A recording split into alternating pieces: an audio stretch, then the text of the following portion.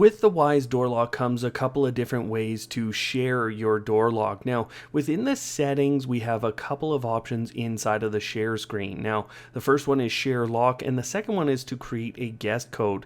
This only works if you have the keypad. Now, you have to name the guest, but then you are given 4 different options. If it's someone like your spouse, then you want to choose always, but you can also set recurring guest codes that only happen on certain days of the week within a certain time period. You also have temporary codes that would exist for a short period of time, or actually you can set them for a fairly long period of time, multiple days if you would like, but they will only work for that time. And finally, you can set a one-time guest code. So this would only work once to enter into the home and is a great option for maintenance people who are coming in to fix something.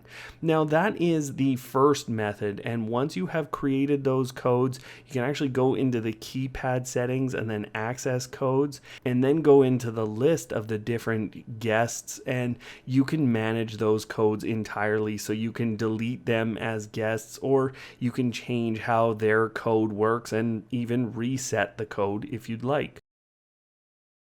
The other method is to actually share the lock, and this is much more intended for someone else who lives in your home. So you hit that share lock button, and anyone that you have already shared this with will be at the top. They'll be listed, whether they're waiting to accept or whether they have accepted that invitation. But down at the bottom, you have this opportunity to share with a new user. So you tap on that and you type in the email account that they would be able to access. Now, once you do that, they will get an email, but really all they have to do is go into the Wyze application on their smartphone and start the sign up process. So they just have to hit the sign up button and make sure they add the email address in that you had originally invited them with.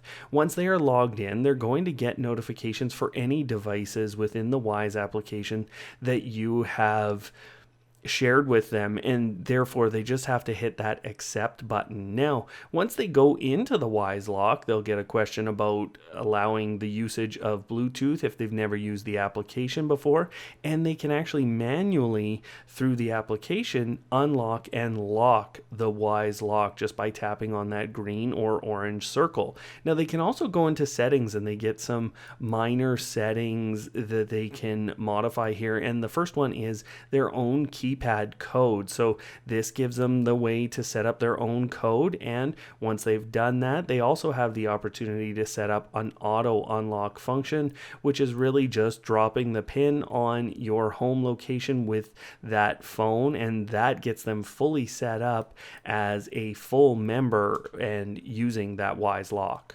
Now, make sure you click that subscribe button so you can get all of these different tutorials for Wyze and other smart home products on Automate Your Life tutorials. Otherwise, thanks for watching, and of course, don't hate, automate.